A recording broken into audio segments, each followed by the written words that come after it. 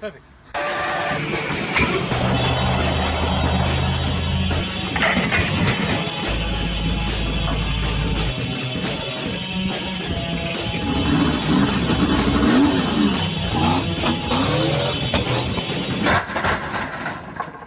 Perfect.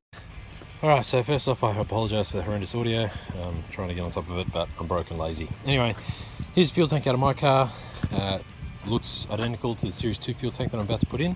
It's pretty easy to get out, so much like changing the fuel pump, you pull off all this inspection flap, undo the two electrical plugs here and the two fuel lines there. Then you come around here, pull this plastic cover off. It's two screws in those two holes and one plastic clip there from this side. And then you can just yank it out of the fill hole, and there's also this screw here. They're all 10 mils, and then it's two 17s on the straps.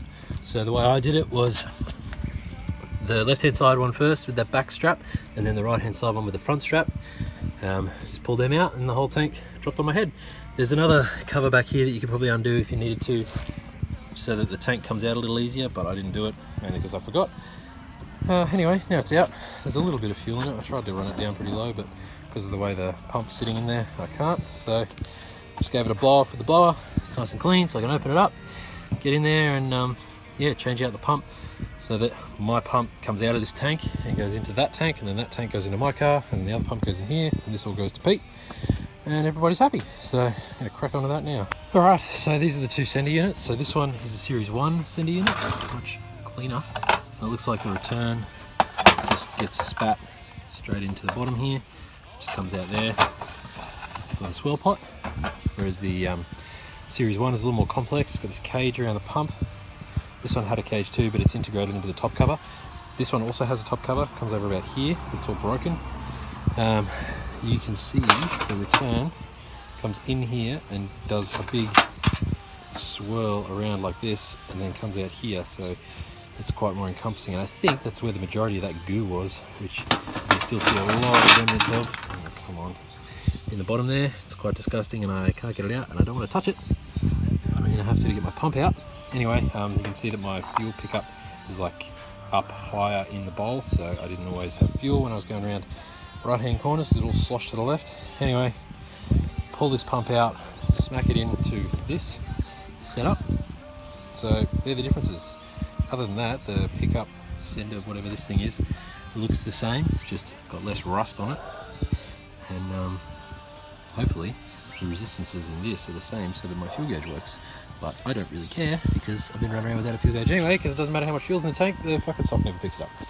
Alright, so here's the 460 and the Series 2 pickup. That little retainer thing, of course, I got it off, tried to put it on, and it got halfway on. I don't think it's actually the right size. Anyway, it bloody pringed off into oblivion.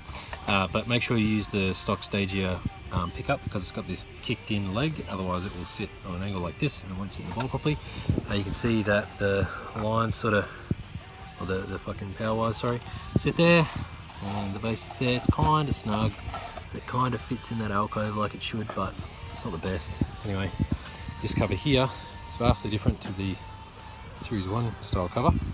Anyway, it's going to clip on like that and hold the pump in place. So the plugs here are the same, so you can just unplug the old pump, plug the new one in. Everything else looks the same, and I've just got to not drop everything and put the pickup on. The pickup line, pressure line, that's the one. So I'll put that in, put it in the tank, slam the tank of the car, done.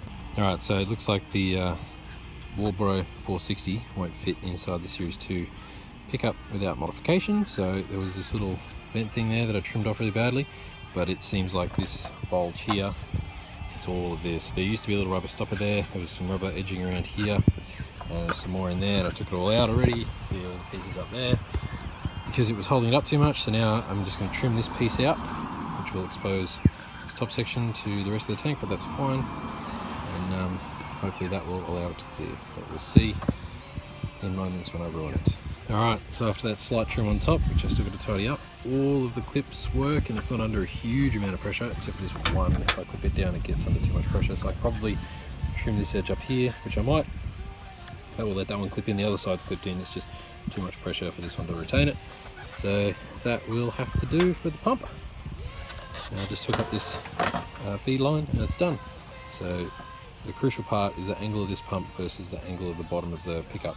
So you got to have that funny bent neck sock in order to get it in the correct spot. I don't know where you get them from. I'm just getting them out of stage gear tanks, and unfortunately the one that I got originally with this got ruined by all this sludge. You can't even really see it. It is so disgusting. Look at it. Ugh, gross. Anyway, sorry to whoever gets this tank. I don't want to screw you over. I just want my car to work. So best of luck with that. How good is fuel tank work? Gross. Sounds just as bad. Oh, gross. It's run around the side. Yuck.